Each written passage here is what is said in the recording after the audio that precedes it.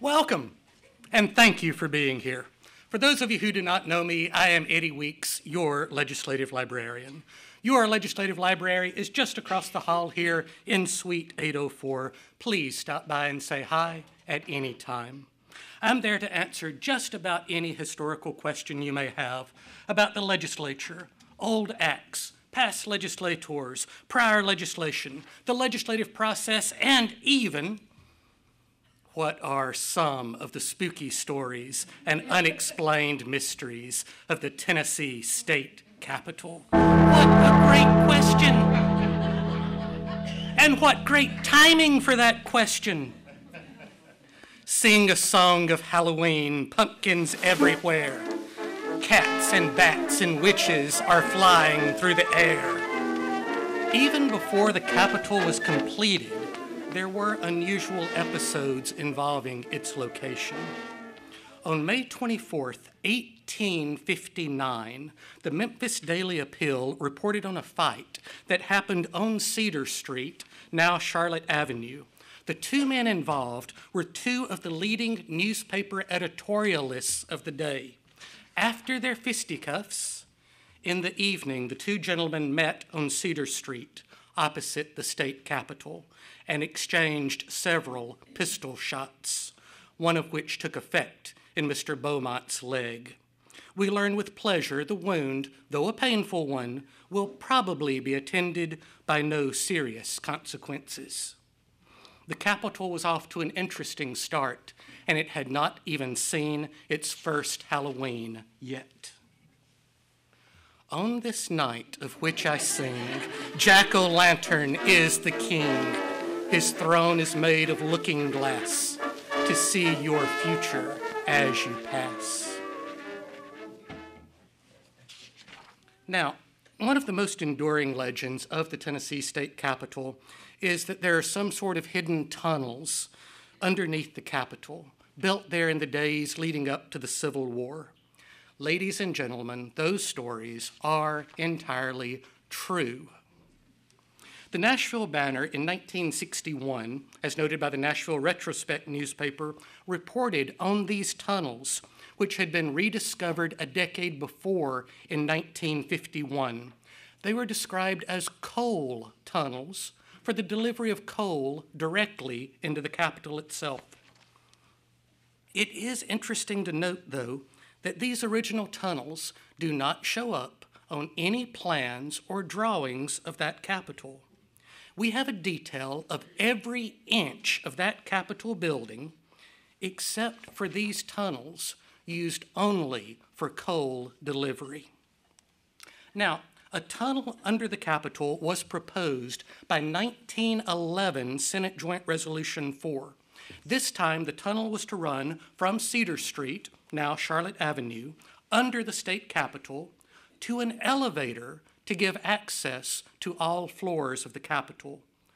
World War I probably put a stop to any such idea. But other tunnels were also proposed late in the 1940s after World War II.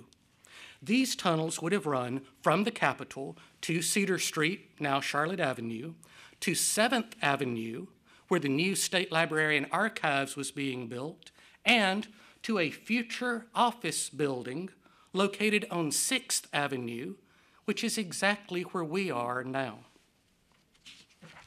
In the 1950s, construction finally began on what would later be called the Motlow Tunnel, a permanent tunnel giving easy access to the Capitol and its elevators. It is not the only access tunnel under the Capitol.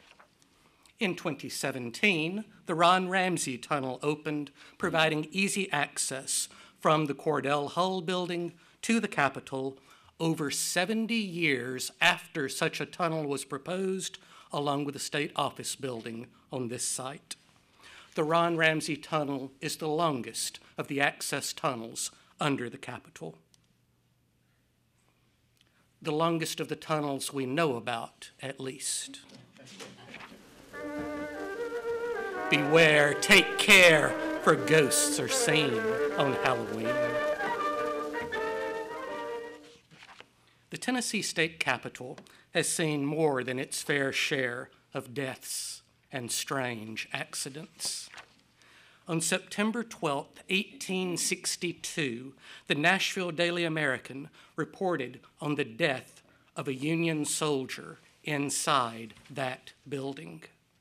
A musket was leaning against one of the doors in the upper story, and the wind blowing the door to, the musket was discharged in its descent, the ball entering the heart of the unfortunate man and passing through his body.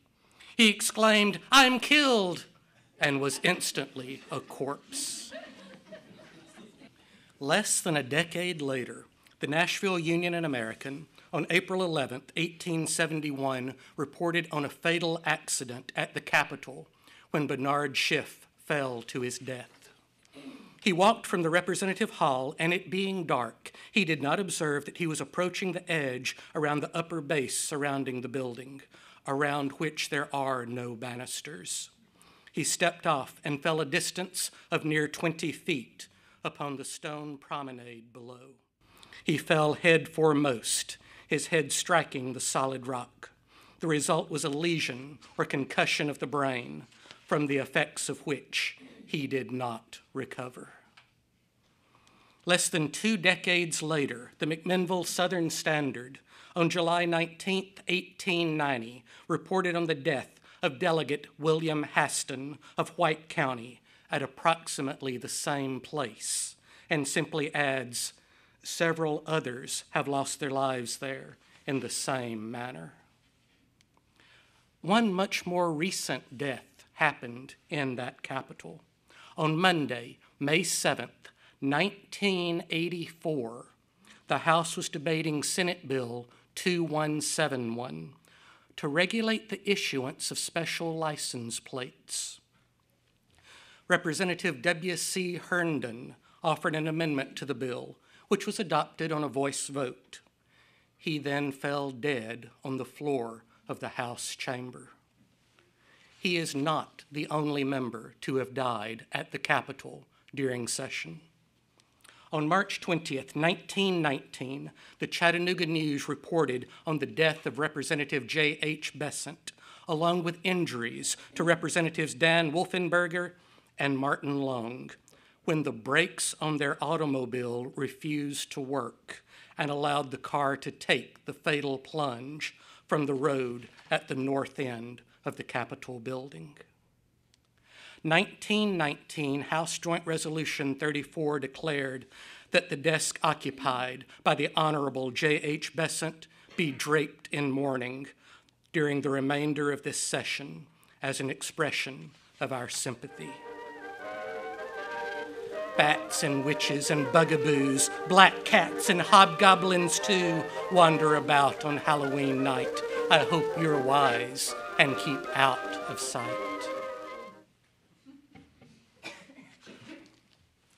There was one room in that Capitol building that was a little spookier than the others. The Legislative Library, now the Legislative Lounge. This was not just for its wonderful atmosphere, but for one of its former residents. You see, in the late 1800s, a sea captain had given the state a gift from all of his travels. That gift resides today in the State Museum, but back in the day, it was kept in that Capitol, in that library. An actual Egyptian mummy, over 3,000 years old, was kept in that Capitol, in that library, for all to see. And the chance to see such a sight was quite a treat to the local population. And that treat brought with it a few tricks. The Nashville Union and American, August 18, 1871, several quite amusing scenes have occurred at the Capitol in the last few days, when halls, rooms, and corridors of the spacious edifice have been thronged with our rural friends and visitors. To see the shriveled skeleton form of man who has come down through 30 centuries, more or less, to be placed in the library, what formed a chief feature of curiosity with the sightseers. "Where's the mummy?" the universal query. "In the library," was the uniform reply. Uniform except for one mischievous state employee who was asked the location of the mummy. In the blandest manner possible and in pathetic tone, he said, "My friends, I am sorry to inform you that the mummy is sick." "The mummy is very sick. He was taken suddenly last night and now is in charge of the physicians. His case is critical. He's not rested well for the last 1,000 years, and they fear he is taking the cholera." This was not the only humor involving the library's resident mummy. In 1871, the state treasurer was Dr. William Morrow, and the state controller was Colonel E.R. Pennybaker. And Treasurer Morrow got a little tired with inquiries concerning the everlasting mummy, until one day, Treasurer Morrow found Controller Pennybaker asleep on a couch in his office. An elderly lady and some younger girls came in with the inquiry, "Where's the mummy?" A mischievous thought then and there came into Dr. Morrow's head. "I will show him to you," he said, and he tiptoed down the hall. He pointed to the controller asleep on the couch and said, "That, ladies, is the mummy. He is supposed to be 3,000 years old, yet he has been so carefully preserved that he looks as natural now as he did then." But just think of what would have happened if the controller had taken that moment to wake from his nap. Not all the stories of the Tennessee mummy are humorous pranks of jokes. The Nashville Daily American tells the tale of 3 young girls who had gathered flowers to decorate Confederate graves. After their work, they returned to the Capitol and thought of the mummy, now so far from home, like so many of the Confederates they were honoring. They then decorated the mummy's resting place with their remaining flowers, hoping to honor this unknown dead as they hoped their lost fathers and brothers would also be honored. They then turned as a group and looked out the second-story windows of the Capitol. What they saw was not the shanties and rolling hills of Tennessee, but the pyramids and sands of ancient Egypt, active and at the height of their glory. The vision continued until the 3 left the room.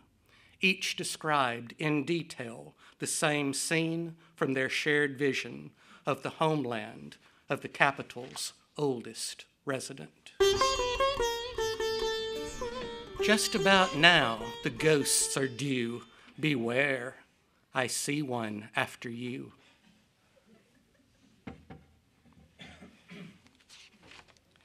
The book Strange Tales of the Dark and Bloody Ground, in the chapter on Tennessee's haunted capital, says, "As a rule, about the only strange beings that haunt the hallways of a state legislature are lobbyists looking for political favors, and about the only spirits you will find there are 80 proof. But, as the Nashville Tennessean magazine of March 6, 1955 explains, Tennessee's capital may be a little bit more spirited than most. George Dardis worked at that capitol as a porter after the Civil War. He was even given a free room there to watch the place at night. And he said that at night he heard alarming noises, sometimes as if loads of lumber were being dumped in the lower hallways, sometimes as if heavy stones were being trundled about. He moved out and rented his own room, then later returned, but the noises resumed, continued, got worse. He moved out a second time and quit his job.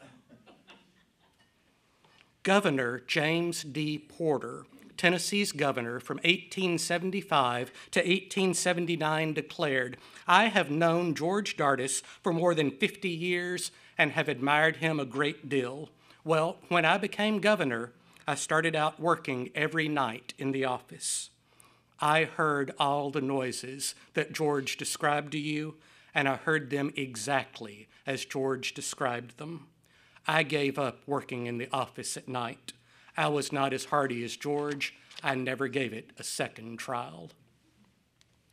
The book Strange Tales of the Dark and Bloody Ground adds a few other spooky stories concerning that capital and two of its residents, William Strickland and Samuel Dold Morgan, both the remains of whom are still in that building. The area around Capitol Hill is normally quiet at night, although drunks and vagrants sometimes hang out there, and there is the occasional rowdy disturbance to break the monotony of a long shift. So it did not strike one of the new officers as terribly strange when, one night around 9 p.m., he heard a loud argument while patrolling the hill. Halting his police car, he called for backup before proceeding to investigate. The following night, the same Capitol Police officer was making his nightly rounds. At 9 p.m., he again heard the sounds of two men engaged in a violent argument, yelling and cursing in a most heated manner. Again, he called for assistance. Once more, the state trooper was the closest officer, and like the previous night, when the two checked the area, there was no one to be found. It was the same story on many ensuing nights. At first, the officers were disturbed and bewildered by these odd occurrences on their new beat until some veteran patrolman explained it all to them. Other troopers and Capitol Police officers had experienced the same phenomenon off and on for years. For some reason, the sounds always began around 9 p.m., when a loud argument would erupt, seemingly in an area of the north foundation wall, and continue for several minutes. When officers investigated, no one was ever found. Interestingly, the north wall, quite by coincidence, is the burial place of William Strickland, the architect of that spirited building.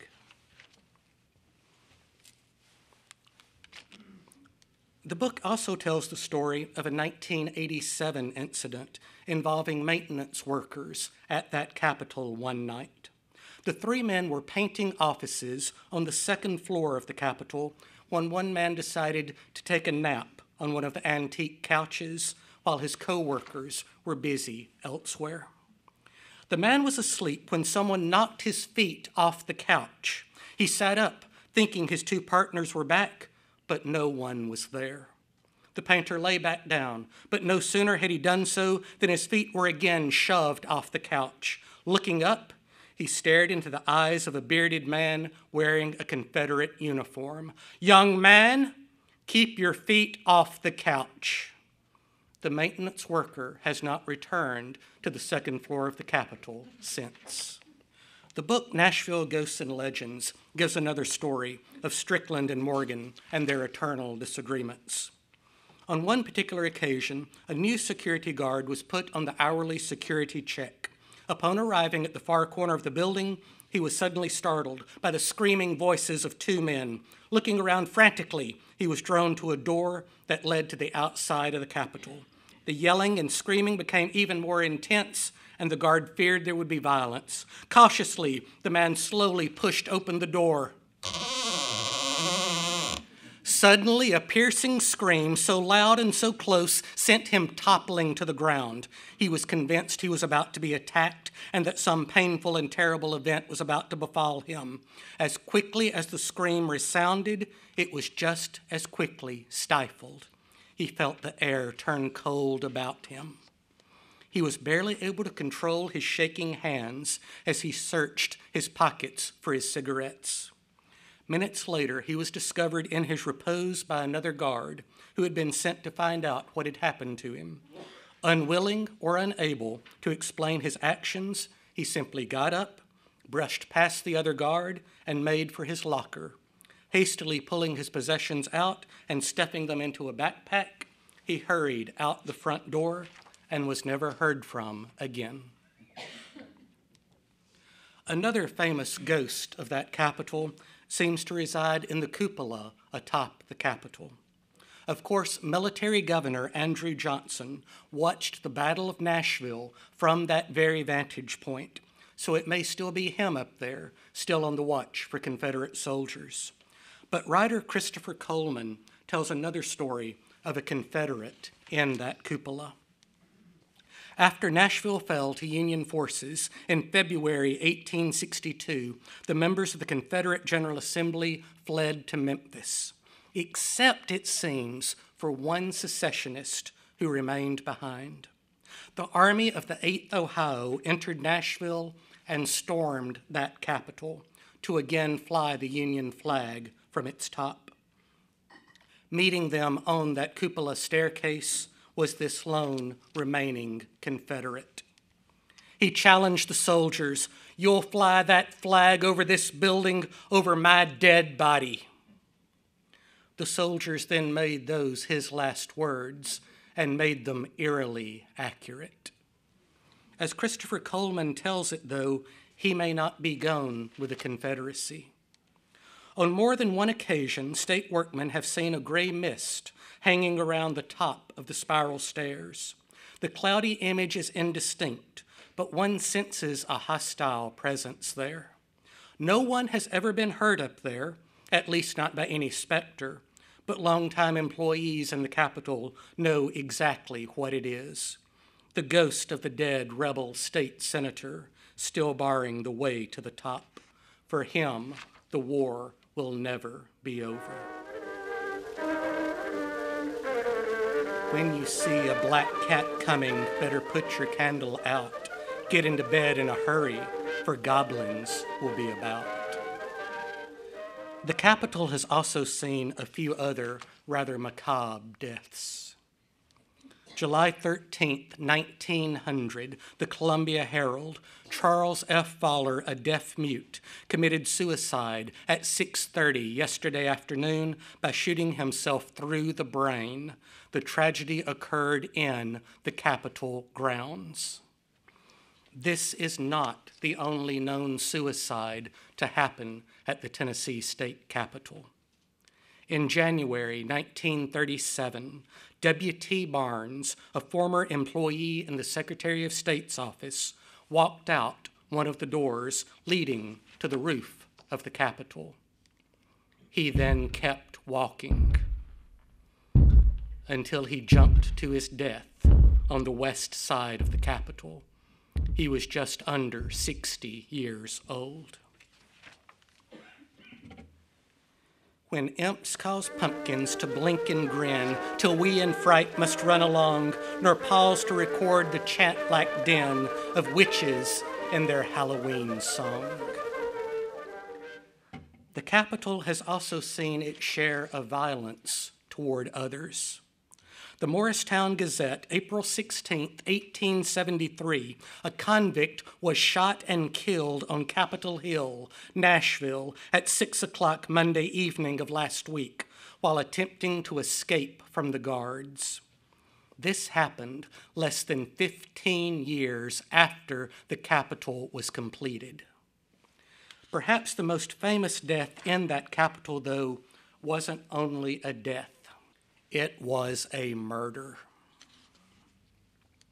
1895 Extraordinary Session, House Joint Resolution 1. A pall of sorrow has been thrown over this Capitol by an awful tragedy enacted within its walls, resulting in the untimely death of the Honorable John W. Kirk, Superintendent of Prisons of the State of Tennessee. Superintendent Kirk had, previous to his current job, been the warden of the Coal Creek Prison. That position was now held by Andrew Vaughn, who also figures very prominently in this story. The other two main characters of this story are J.T. Davis, the chair of the Marshall County Democratic Committee, and O.B. Paxton, who had been a guard at the Coal Creek Prison while Superintendent Kirk had been warden there, and who had been fired from that position by Warden Andrew Vaughn, who was there now. Following his firing by Vaughn, O.B. Paxton had then been hired to work at the state capitol by Superintendent Kirk. The extraordinary session was concerning the state's prison system and the convict lease system, which had been an issue at the Cold Creek prison for years. Warden Andrew Vaughn, naturally, came to the Capitol to see what was happening in this extraordinary session. Unfortunately, the first man he met in that Capitol was O.B. Paxton, the guard that he had fired. The two men shouted at each other, then began to fight. J.T. Davis, a friend of Paxton, tried to stop the fight and was struck by Vaughn's walking stick. Davis then wrestled the walking stick away from Vaughn. Before the fight was broken up, the men separated and taken to different offices. Vaughn, in the state treasurer's office, then demanded that his walking stick be returned to him. Davis charged Vaughn in the treasurer's office and struck Vaughn with Vaughn's own walking stick. Vaughn then drew his pistol and pulled the trigger. As Superintendent Kirk stepped between the two men to separate them. J.T. Davis was injured by gunpowder burns to his face, and Superintendent Kirk was shot in the head. Andrew Vaughn was found not guilty of murder in April 1896. May your Halloween be weird and witchy.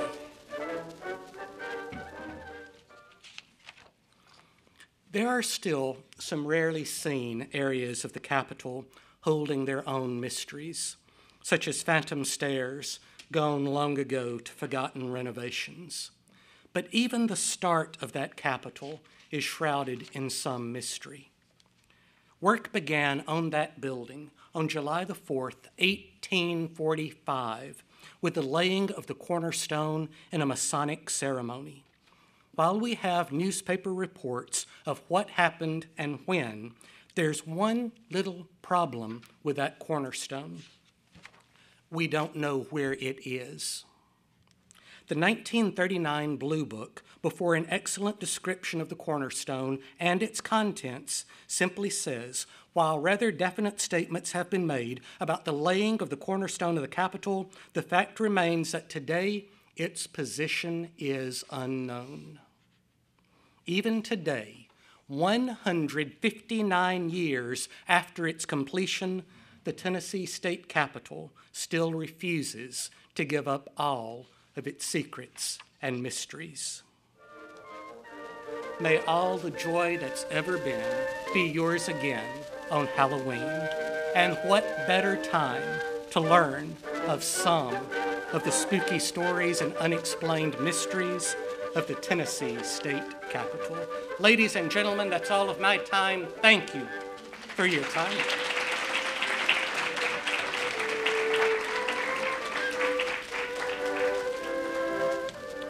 Are there any questions? Ladies and gentlemen, that was the last of these Lunch and Learn programs.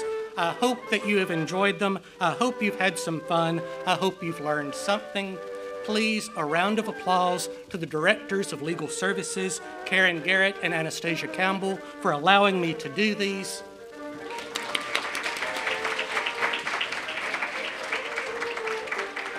To the Chiefs of Staff, Rick Nicholson and Scott Gilmer, for approving them. To the AV guys for trying to make me look good. They did what they could. And most of all, thank you to you for attending these things. Thank you.